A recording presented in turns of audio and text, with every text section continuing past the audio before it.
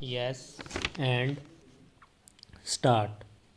In other words, if the argument of the appellant therein was accepted, it could have resulted in confining the transfer of the raw material from the ship by pipeline to the port area, but it could not be taken to a refinery located outside the port area, but the provision did contemplate transporting of the material from the ship to the refineries as also to terminals and vice versa. It was in this context that the court proceeded to hold that a purposive construction was needed to avoid a situation of absurdity, much turned on the presence of the words in the port area.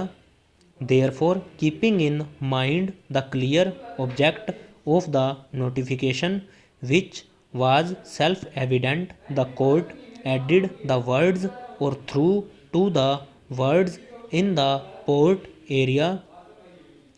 This facilitated the transfer of the raw material from the ships to a refinery or a terminal, which need not have to be located in the port area. We must understand the decision of this court in the aforesaid context. The rationale and principle appear in, in opposite to the cases before us.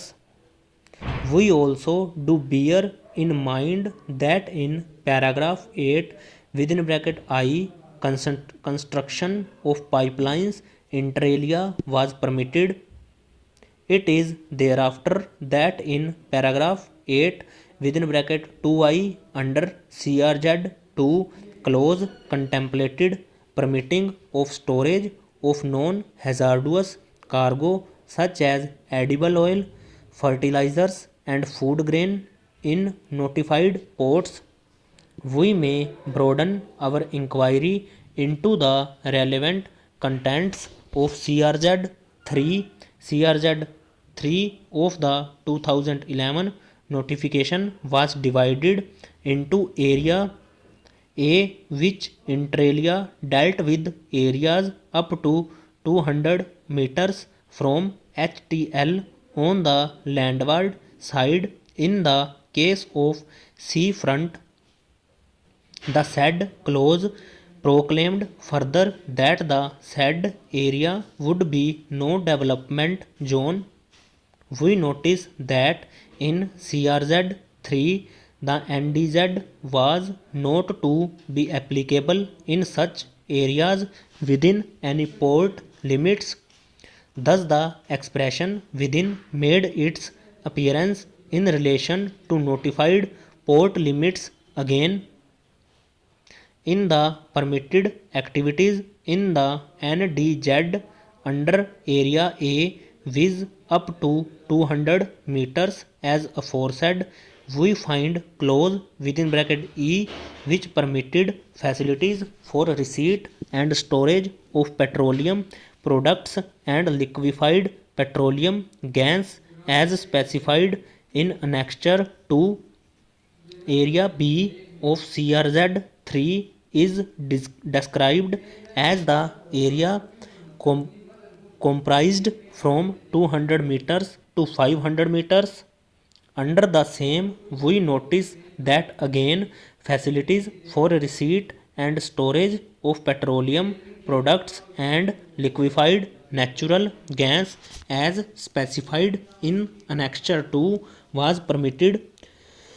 We may bear in mind that the very same activity had also been contemplated in Area A of CRZ 2, with the area comprised to 200 meters of the high tide line of the landward area. In the case of the seafront inter alia, interestingly, when it comes to storage of non-hazardous cargo such as edible oils, fertilizers, and food grain in the notified ports. It was permitted activity in Area B of CRZ 3 under Clause 4 thereof, that is an area located between 200 meters to 500 meters.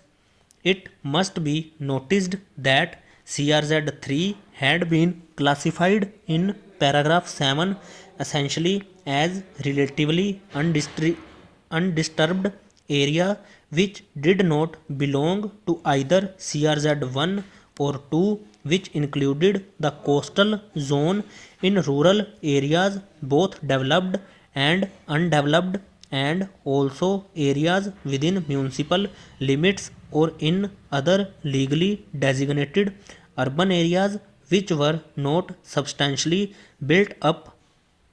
We have already noticed the classification of CRZ 3 earlier as areas which had been developed up to or close to the shoreline.